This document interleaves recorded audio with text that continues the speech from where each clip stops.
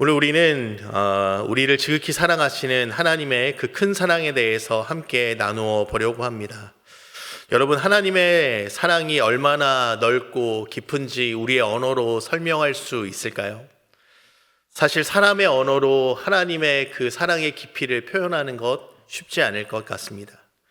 우리가 잘 부르는 찬송가 304장 그 크신 하나님의 사랑 3절 가사에 이런 가사가 있습니다.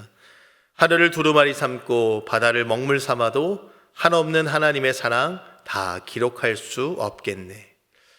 여러분, 하나님 사랑에 대한 이 고백이 어쩌면 정답이 아닐까 생각이 듭니다. 하나님의 사랑을 알면 알수록 그 사랑의 깊이와 넓이를 우리가 도저히 알 길이 없기 때문인 것입니다.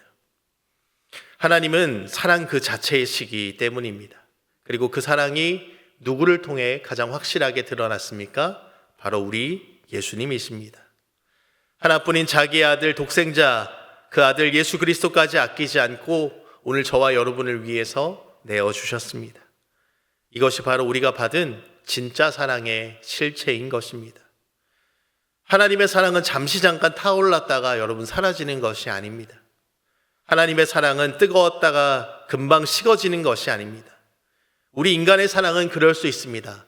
뜨거울 때도 있고 그 사랑이 식어버릴 때도 있습니다. 상황에 따라 그 사랑이 변할 때도 있습니다. 그러나 하나님의 사랑은 영원합니다. 우리의 사랑은 참 조건이 많은 것 같습니다. 많은 것을 따지면서 우리는 사랑을 하는 것 같습니다. 우리가 왜 서로 싸울까 한번 생각해 보면요, 사랑의 조건이 붙어서 서로 다투는 것입니다. 사랑의 조건이 생기기 시작하면 여러분 갈등이 시작되게 되는 것입니다. 그런데 조건 없이 나를 사랑하는 사람과는 싸울 일이 없다라는 것입니다. 하나님은 결코 우리와 대적하려고 싸우려고 하시지 않고 그저 우리를 사랑하십니다. 하나님의 이 사랑은 여러분 대상을 가리지 않습니다. 누구는 사랑하고 누구는 미워한다, 그런 편애하시는 사랑이 아니다라는 것입니다. 하나님의 마음에 든 사람만 오늘 이 자리에 나와서 예배할 수 있다면 이 자리에 앉아 있을 수 있는 사람이 누가 있겠습니까? 사람은 상대가 누구냐에 따라서 그 사랑의 마음이 달라지지만 하나님의 사랑은 모두에게 열려 있다라는 것입니다. 저와 여러분 같은 죄인도 하나님은 절대로 외면하지 않고 끝까지 품어 주십니다. 그래서 오늘 본문의 31절의 말씀이 우리에게 큰 은혜가 됩니다. 그런즉 이 일에 대하여 우리가 무슨 말하리요? 만일 하나님이 우리를 위하시면 누가 우리를 대적하리요? 사랑하는 여러분, 이 말씀을 우리가 마음에 품었으면 좋겠습니다. 하나님은 우리를 통해서 반드시 선을 이루시는 분이십니다. 우리가 살면서 했던 실수들, 실패들, 생각만 해도 가슴 쓰린 과거의 우리의 잘못들까지도 하나님은 전부 바꾸셔서 결국 선한 결과로 만들어 주시는 분이십니다.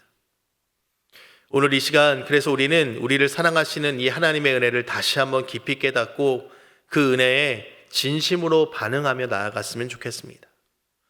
오늘 사도 바울은 저와 여러분에게 4가지 질문을 던지고 있습니다. 구원받은 우리가 누리는 축복과 담대함이 무엇인지에 대해서 오늘 우리에게 질문하면서 이야기합니다. 첫 번째 질문은 이것입니다. 바로 누가 우리를 대적할 수 있겠는가 하는 것입니다.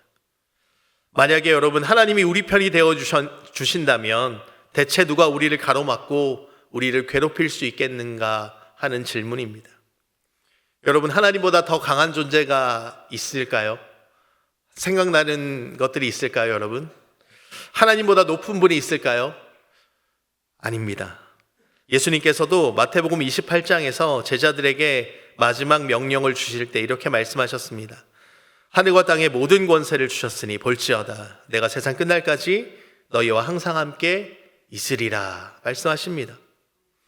하나님은 하늘과 땅의 모든 권세를 가지신 분이십니다.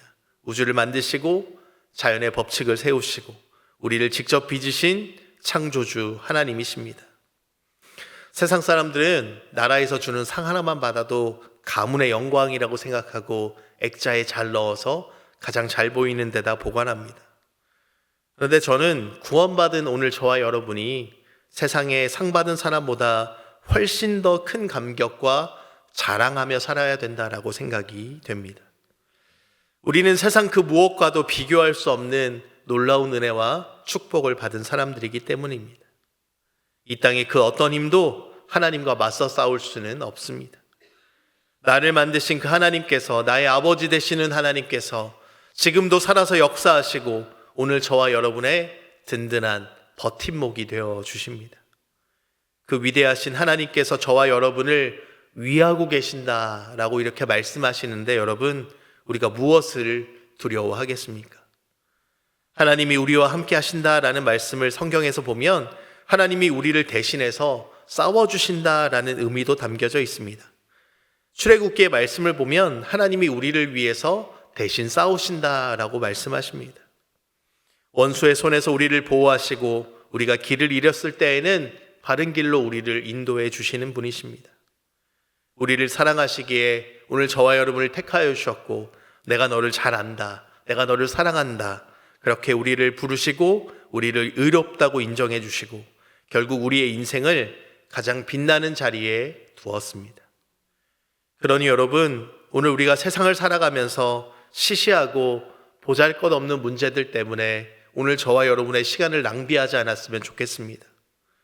몇 년만 지나면, 아니 당장 한 달만 지나면, 오늘 자고 일어나면 없어질 걱정거리들, 잠깐 스쳐 지나가는 것들로 인하여서 우리가 걱정하지 않았으면 좋겠습니다. 오늘 하나님께서 내 편이 되시는데 감히 누가 나를 건드리겠느냐, 이 당당한 믿음이 오늘 함께 예배하는 저와 여러분 모두에게 있어지기를 주님의 이름으로 축복합니다.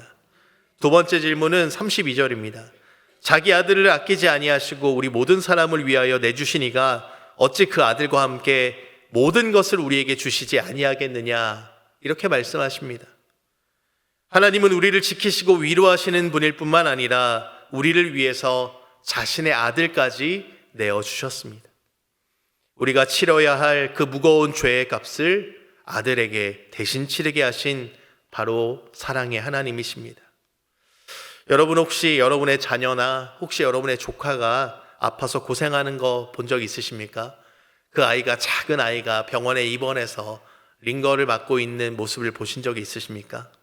그때 부모님들은 늘 말씀하십니다. 차라리 내가 대신 아프면 좋겠다라고 이야기합니다. 자식이 고통받을 때 부모는 대신 죽고 싶을 만큼 아파합니다. 그것이 바로 부모의 심정입니다.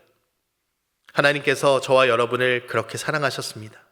그런데 여러분, 우리 하나님은요, 우리를 그렇게 살리고 싶으셔서 자신의 아들을 내어주셨다라는 것입니다. 십자가에 못 박히게 하시면서까지 오늘 저와 여러분을 구원하고 싶으셨습니다. 여러분, 하나님 아버지의 귀에 십자가에서 엘리 엘리 라마 사박다니 하고 외치는 사랑하는 아들 예수 그리스도, 그분의 절규가 들리지 않았을까요? 누구보다 생생하게 그 외침이 들렸을 것입니다. 아버지 되시는 하나님의 그 마음이 얼마나 찢어질 듯이 괴로웠을까요? 자식을 위해서 내 목숨까지 아깝지 않다라고 이야기하는 것이 부모의 마음입니다. 그런데 하나님 아버지께서는 자신의 아들을 희생해서라도 오늘 저와 여러분을 자녀 삼고 싶어 하셨다라는 것입니다. 내가 너를 택하여 불렀고 내가 너를 내 형상을 닮게 만들고 나와 동행하며 내 영광 가운데 살게 하겠다라는 그 강력한 의지를 보여주신 것입니다. 그 아들까지 우리에게 내어주신 분이 바로 우리 하나님이시다라고 하면 오늘 저와 여러분에게 무엇을 아끼겠습니까? 뭐가 아까워서 여러분 안 주시겠습니까? 아들을 주셨다면 그 아들과 함께 우리의 삶에 필요한 풍성한 것들을 여러분 당연히 하나님께서 채워주지 않으시겠습니까? 사실 생각해보면 우리는 하나님께 받은 것이 너무 많은 것 같습니다. 내 힘으로 얻은 것 같지만 사실 하나님이 우리에게 주시지 않았다면, 허락하지 않았다면 우리 것이 아닌 게 참 많습니다. 해를 보십시오. 달과 별을 보십시오. 푸른 바다와 예쁜 꽃들, 우리가 마시는 공기와 물까지, 이 모든 것들은 너무 소중해서 돈으로 계산할 수도 없습니다. 그런데 죄 많은 인간들은 하나님이 우리에게 선물로 주신 이것들을 내 것이다 라고 우기면서 그것에 값을 매겨서 팔고 사고 하고 있습니다. 정말 귀한 것은 돈 주고도 살 수 없습니다. 우리가 돈으로 천국에 갈 수 없는 것과 같은 것입니다. 정말 귀한 하나님의 은혜는 값으로 매길 수 없는 것입니다. 여러분 혹시 오늘 여러분의 삶을 바라보시면서 나는 참 부족한 게 많아, 하나님이 나에게는 안 주신 것이 너무 많아, 이렇게 하나님을 원망하고 계십니까? 건강이나 여러분의 진로 때문에 혹시 서러워하십니까? 관계 때문에 외로우십니까? 여러분 감히 단언할 수 있습니다. 걱정하지 마십시오. 아들을 우리에게 내어주신 하나님께서 여러분들에게, 오늘 저에게 무엇을 아까워하시겠습니까? 가장 좋은 때에 가장 좋은 것으로 채워주실 것을 믿고 감사하며 오늘 이 말씀을 붙드시기 바랍니다. 세 번째 질문은 33절에 나와 있습니다. 누가 능히 하나님께서 택하신 자들을 고발하리요, 의롭다 하시는 이는 하나님이시다 라고 말씀하고 있습니다. 하나님이 우리를 사랑하셔서 여러분 우리를 택하셨다라고 오늘 본문이 말씀하고 있습니다. 택했다라는 것은 수많은 사람들 중에서요, 오늘 저와 여러분의 이름을 아시고 한 사람 한 사람 뽑아주셨다라는 것입니다. 그냥 스쳐 지나가는 무리가 아닙니다. 여러분 한 분 한 분 하나님께서 다 알고 계십니다. 성경은 말씀합니다. 내 손바닥에 너의 이름을 새겼다라고 하나님 말씀하십니다. 그리고 너는 내 것이다 라고 하나님 말씀하십니다. 우리는 이처럼 하나님의 특별한 초대를 받은 하나님의 자녀들입니다. 이렇게 하나님의 택함을 받은 저와 여러분은 이제 더 이상 사탄 마귀로부터 고발을 당하지 않습니다. 원래 죄인은 고발을 당하고 법의 심판을 받아야 합니다. 죄를 지으면 죄의 법칙대로 살아가야 됩니다. 우리가 예전엔 그렇게 죄의 노예로 살았습니다. 죄 때문에 고발당해서 영원한 심판을 기다리던 그런 처지였습니다. 그런데 오늘 말씀은 이야기합니다. 하나님께서 우리를 선택하셨고 우리를 향해서 너는 의로운 사람이야 라고 말씀하십니다. 이제 우리는 죄로부터 자유함을 얻었습니다. 사탄 마귀가 더 이상 우리를 고발하고 싶어도 하지 못합니다. 예수님께서 우리의 죄값을 이미 다 짊어지셨고 해결하셨기 때문입니다. 이제 그 죄는 우리를 괴롭힐 법적인 권한을 잃어버린 것입니다.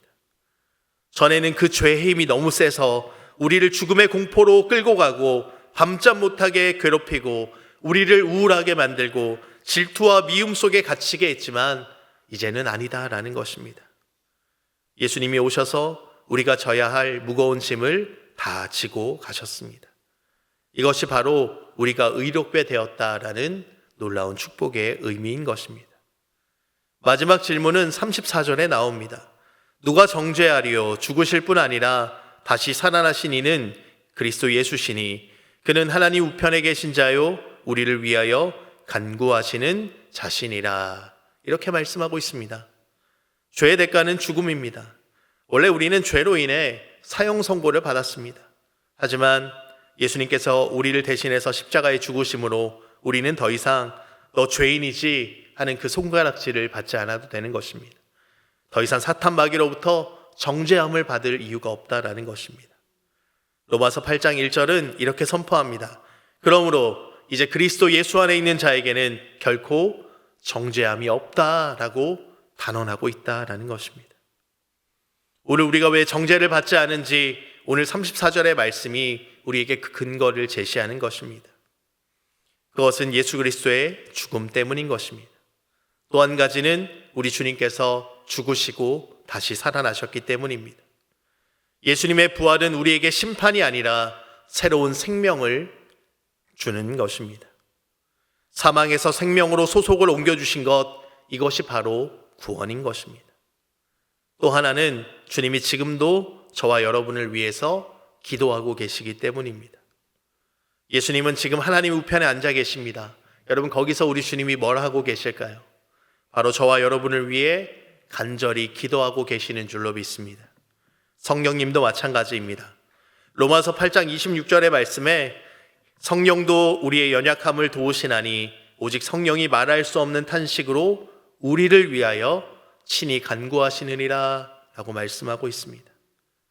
우리가 너무 힘들어서요, 여러분 기도가 안 나올 때가 있습니다. 인생이 막막해서 그저 눈물만 날 때도 있습니다. 그때 우리 안에 계신 성령님께서 말할 수 없는 탄식으로 저와 여러분을 대신해서 지금도 기도하고 계십니다. 나 한 사람을 위해서 성령님께서 기도하시고 예수님이 하나님 곁에서 중보하고 계신다는 사실, 여러분, 이 얼마나 든든하고 감격스러운 일입니까? 심지어 그 기도의 주인공이 다른 사람도 아니라 오늘 저와 여러분이다라는 것입니다. 그러니 여러분, 우리가 세상 사는 가운데 좀 안심해도 되지 않겠습니까? 이제 더 이상 좀 마음 졸이지 않고 평안하게 잠자리에 들어도 되지 않겠습니까? 무엇이 여러분에게 불안이 되고 염려가 되십니까? 무엇이 그렇게 두렵고 무엇이 그렇게 무서우십니까? 사랑하는 여러분, 하나님은 여러분을 끝까지 지키고 보호하신다는 사실을 믿으시기 바랍니다. 그 은혜와 사랑에 감사하며 여러분 당당하게 사셨으면 좋겠습니다. 마음껏 하나님을 찬양하십시오. 십자가에 죽으시고 부활하신 예수님, 지금도 졸지도 주무시지도 않으시는 우리를 위해 기도하시는 우리 주님께서 다른 사람의 편이 아닙니다. 바로 우리 편, 내 편이다라는 것입니다. 내 손을 잡고 계십니다. 이 사실을 우리가 믿는다면 어떻게 우리가 하루하루 그 주님 앞에 감사하지 않을 수 있겠습니까?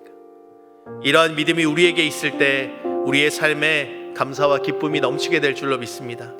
사랑하는 여러분, 살다 보면 힘들 때 참 많습니다. 고통스러울 때도 많습니다.